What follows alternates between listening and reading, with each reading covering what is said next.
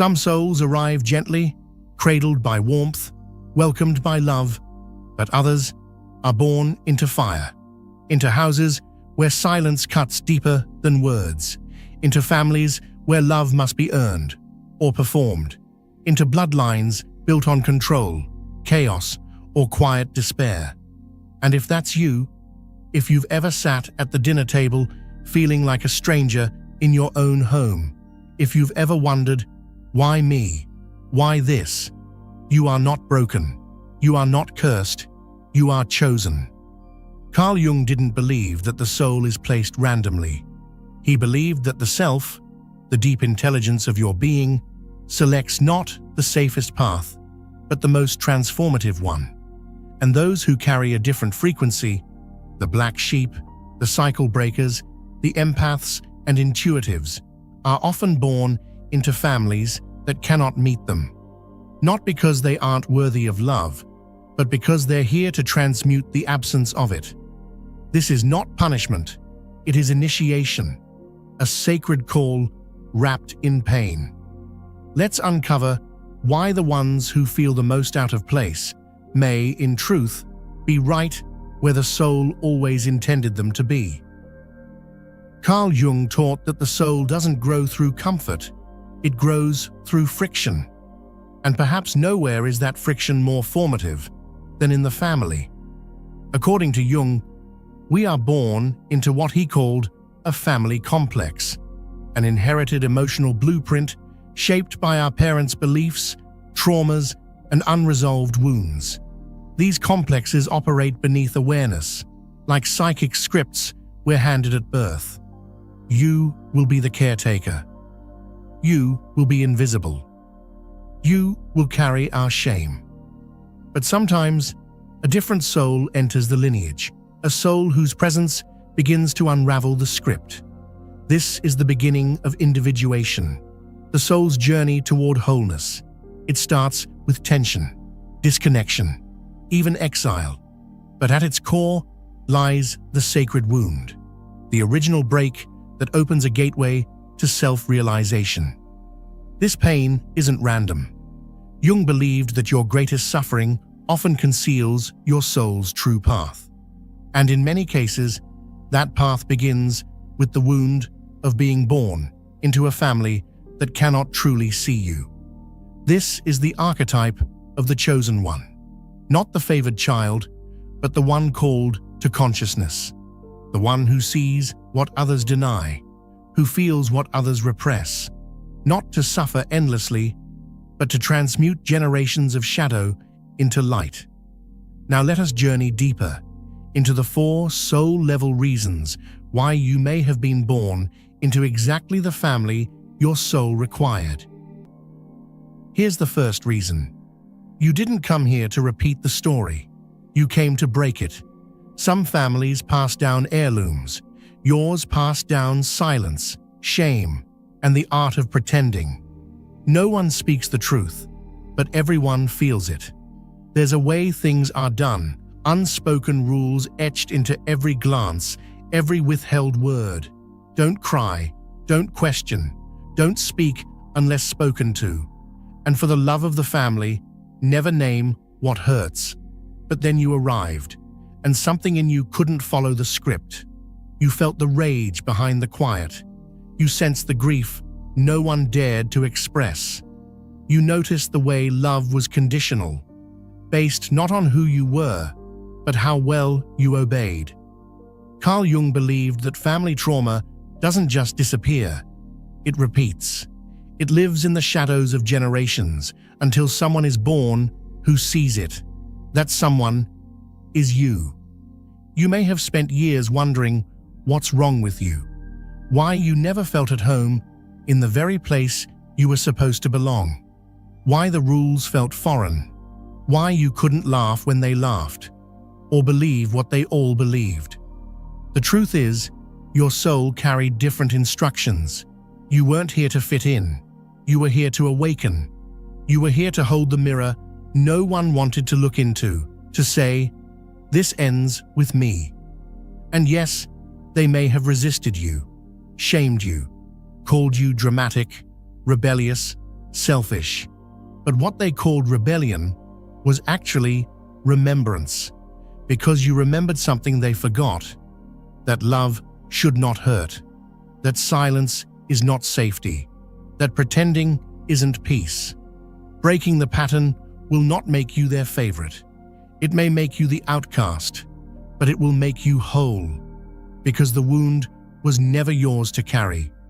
You simply inherited the echo. And now, through your awareness, your choices, your courage to live differently, you become the first breath of fresh air in a lineage suffocating in denial. This is not betrayal. This is sacred work. You are not the broken branch. You are the root of something new. Let's look at why your soul chose this exile, not as punishment, but as path. Here's the second reason. Not all gifts come wrapped in love. Some arrive as wounds, sharp, invisible, and sacred.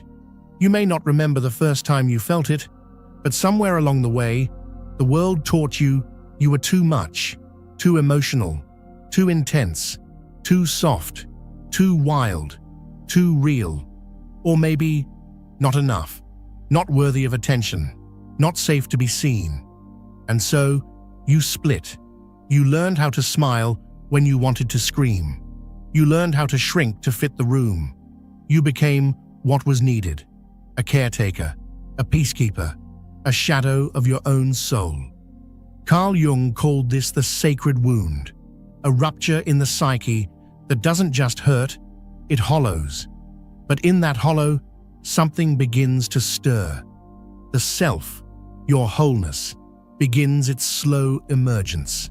The child who watched quietly, the one who noticed the subtle shifts in tone, who could sense when love was about to turn, who became fluent in tension.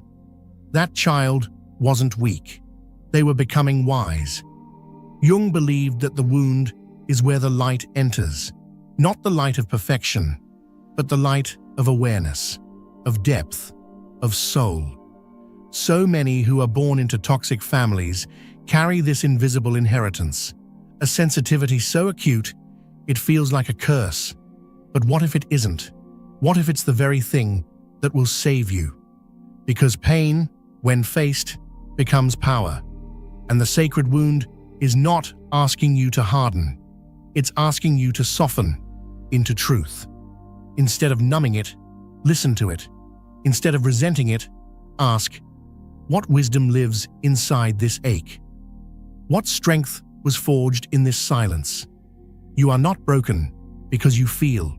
You are becoming because you do. The sacred wound is the invitation your soul has been waiting for. A portal back to yourself. And though it may have started in darkness, it is leading you toward light. Let's continue, because the next reason may explain why they never really saw you, and why that too was part of your path. And here's the third reason. You saw what no one else would speak of. In homes where silence was survival, you noticed everything: the forced smiles, the unspoken rules, the subtle shifts in energy when someone entered the room, the way love was withheld and truth bent around comfort. Even as a child, you couldn't unsee it. The hypocrisy, the control, the emotional games. You may have been told you were dramatic, too sensitive, too suspicious, too much, but that was never the truth. Carl Jung believed some souls are born as seers, intuitive perceivers of the unconscious. They come not to blend in, but to illuminate. And in toxic families, illumination is dangerous, because truth threatens the fragile structure that denial has built. So when you named what no one else dared to, the tension, the favoritism, the manipulation, you became the threat.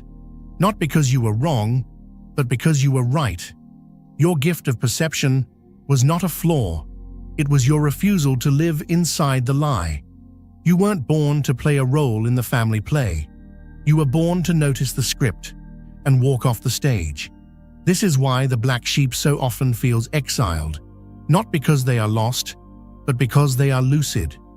Jung would say that you are not meant to fix the family system, but to individuate beyond it, to become what they could not face, to live a life shaped by truth, not performance, and in doing so, you become a mirror, reflecting back everything that's been suppressed.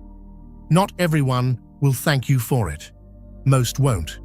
But souls like yours don't come here to be understood. They come to break spells, to expose what's hidden, to awaken a lineage that has forgotten how to feel. So if you've ever been shamed for naming what you see, know this: you were never too much. You were the light in the room no one wanted turned on. And that clarity, that courage, is not a burden. It's your gift. And here is the final reason.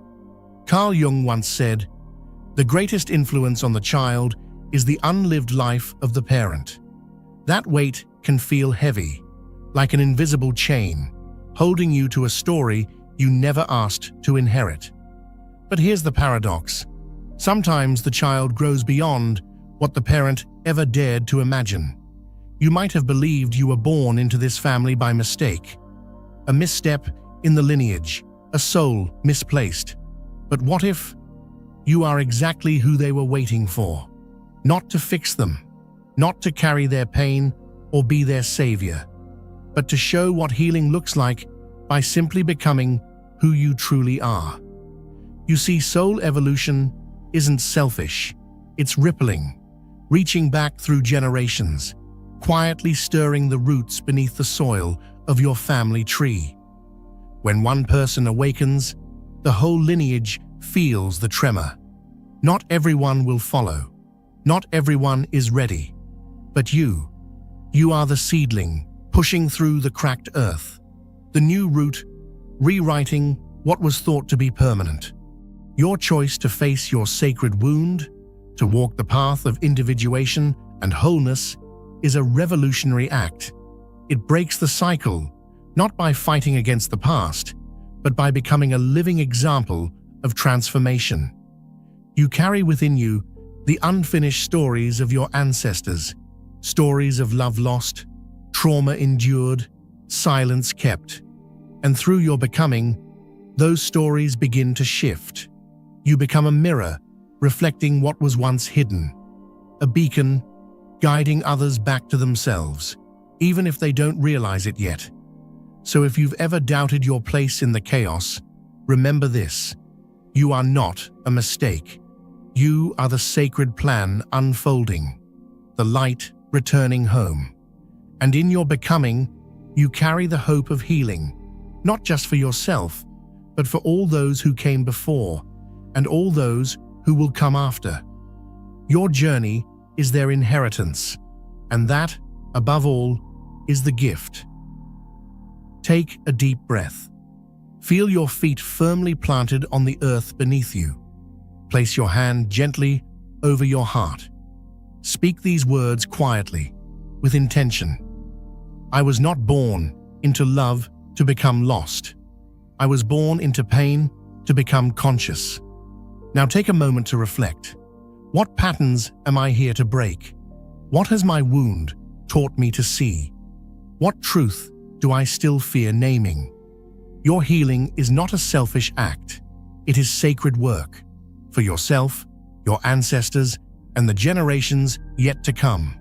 This is how the chosen ones rise, not with noise or fanfare, but quietly, courageously, from within. If you were born into a toxic family, know this: you were not cursed. You were chosen. Chosen to see what others could not. Chosen to feel deeply, even when it hurt. Chosen to change the story, not repeat it. Carl Jung taught that the soul arranges its life to find the fracture that becomes the doorway.